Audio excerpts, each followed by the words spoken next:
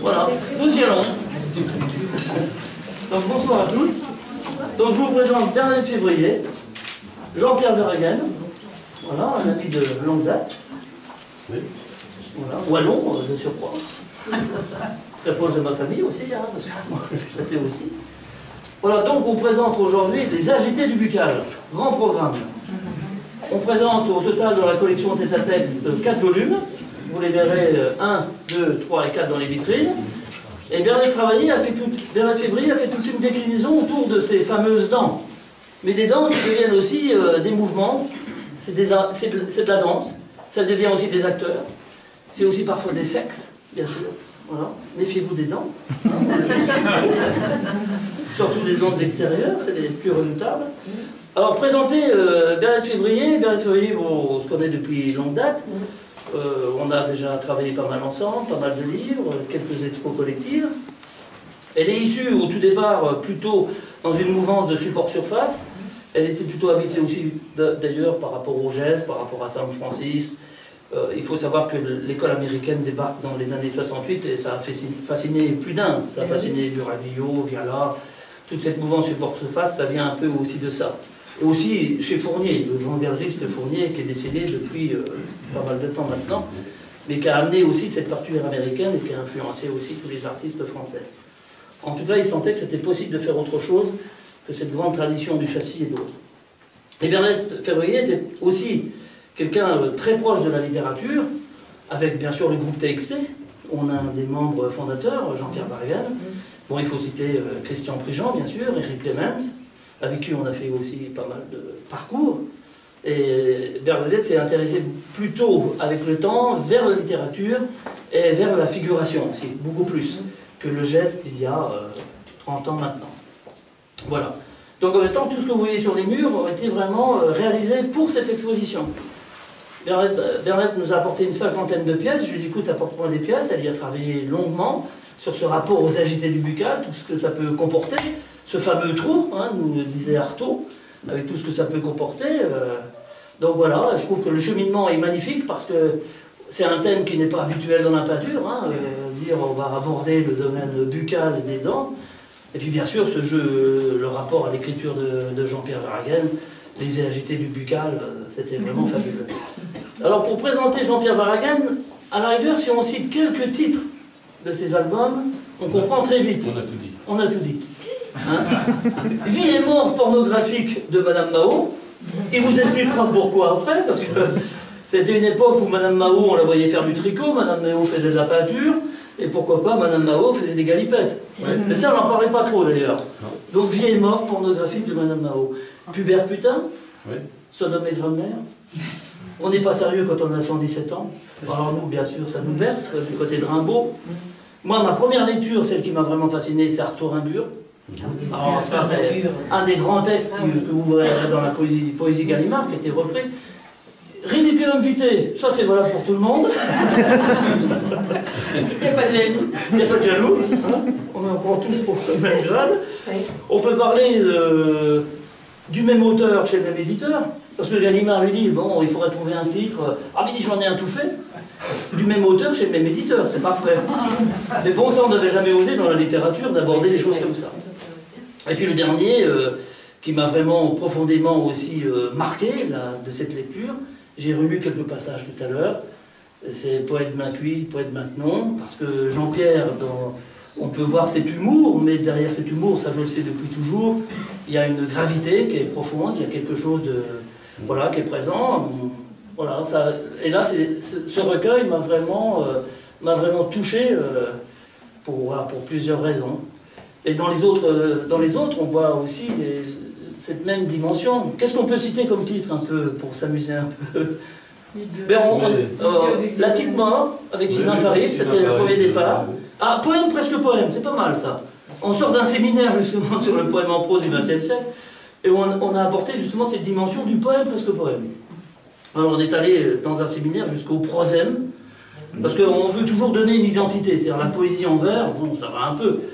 Nous, ce qui importe, c'est ce que nous livre le poète, à la rigueur. Que ce soit en vers, des sonnets, ou des vers mâchés, ou des vers libres, ou de la prose, du prosème, du poème. Voilà, comme dit Michel Deguy, la poésie pense. Voilà, ça c'est important de le souligner aussi.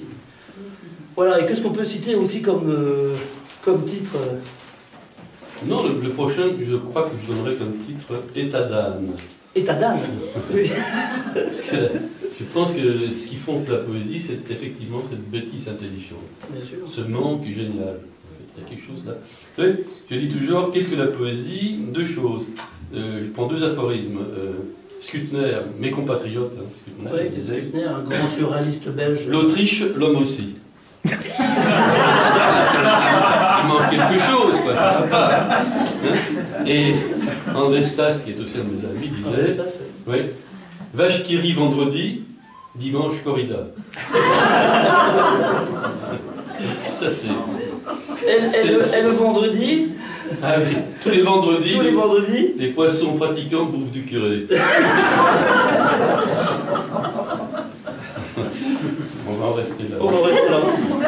Jean-Pierre, simplement dire c'est une mise en bouche pour les agités du buccal, justement. Alors, les agités du buccal, j'aurais pu reprendre les textes que j'ai écrits autour du travail de Bernadette, mais j'ai pensé que les agités du buccal, on les entend de plus en plus, ce sont les politiciens. Ils sont en campagne présidentielle, ça tombe bien, et ils sont agités du buccal, ça c'est sûr, et du bocal aussi. Alors je vais donner un programme de candidat poète à la présidence prochaine. Vous savez que jadis la situation était grave, mais pas désespérée. Aujourd'hui elle est désespérée, mais ce n'est pas grave. De toute façon, on n'est pas grand-chose, n'est-ce pas? On n'est même rien du tout. De plus, on vieillit. Prosper périmé aussi. Le Barbon de Séville ou celui d'Orvilly. Tout le monde y décatit, comme dit la Vioque Populi. Le docteur Schnock à Kremlin-Ancêtre, ou Perros à Douarnenez, sur sa moto douanière. La terre entière, depuis le vétéran de Birbackeim jusqu'au petit gars de Sénilmontant. Les femmes également. On y reviendra dans un instant. Voyez telle princesse héritière et son prémonitoire chapeau de reine d'Angleterre, ou telle l'ancienne maîtresse de James Moribond, l'agent 00 sieste, fêtait précocement son 100e anniversaire. Ah, tout passe à une sacrée vitesse. Baderne Powell ou Maître Écart de Vermeil, tout le monde pareil. Même les divas n'y échappent pas.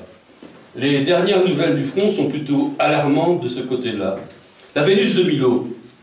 Eh bien, la Vénus de Milo est à nouveau à l'hosto pour ses problèmes aux avant-bras. C'est sûr, si elle continue à se les gratter comme un billet de l'Auto Express, elle finira manchotte en moulinant solo comme Don Quichotte de la Mancha. La Vénus de Miro ne vaut guère mieux. On a beau lui essayer des lunettes à carreaux pour corriger ses yeux, elle prétend qu'elle voit double zéro de A à Z. Sans compter que la Vénus du myocarde, qui a le cœur complètement patraque, ne cesse de vouloir casser la baraque, et que la Vénus de Mégalo veut épouser son psy sous prétexte qu'il lui a montré son super-ego en cachette. Et je ne parle même pas de la Vénus de Biaou qui, profondément attente au ciboulot, passe ses journées à chercher désespérément son chat. On le voit, c'est la cata. Et pareil pour Mona Lisa et sa smala. Mona Litial, sa sœur, a la vésicule si encombrée de gravats qu'on craint le pire pour toute la région du foie. Autant qu'elle refuse d'arrêter le calva. Mona Lila, dont le mari était pourtant poinçonneur à la station Gambetta, direction Levallois, s'est jetée sous la rame du métro. Voilà le résultat quand on boit trop. Mona Lipite, leur cousine, c'est le gras. Le gras à profusion qu'il a fait passer sans réfléchir de la pompe à graton à la liposuction par aspiration des matières qui font doublon. Quant à Mona Lissage, une autre adepte de la chirurgie excédentaire, c'est pratiquement le même enfer. On a tellement tiré et retiré sur sa peau que non seulement elle ressemble à un crapaud, mais surtout que le célèbre sourire qu'elle tenait en héritage de sa famille, elle l'a désormais dans le dos. Belle affaire, belle affaire. Dans notre programme, nous serons pour l'amour. Non seulement pour aimer, mais pour être aimé. Voyez, à notre âge, jusqu'à l'amour, c'est que ça génère. Oui. L'amour, c'est que ça, pas qu'un cas, hein. Pas qu'un cas. Qu'un cas, c'est pas ça, c'est l'âge moche. Mochard même. L'âge typiquement clivage. Une espèce d'enfance de la vieillesse pré-gaga. On pense tout de suite à quincaillerie, n'est-ce pas?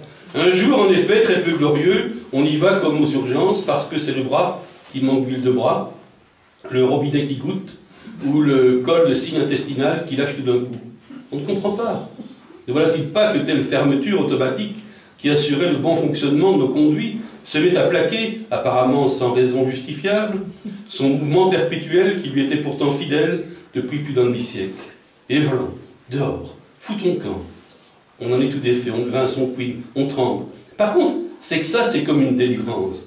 On commence une nouvelle tranche de vie où l'on sait qu'on va pouvoir une dernière fois, une fois ou deux par mois, s'exagérer.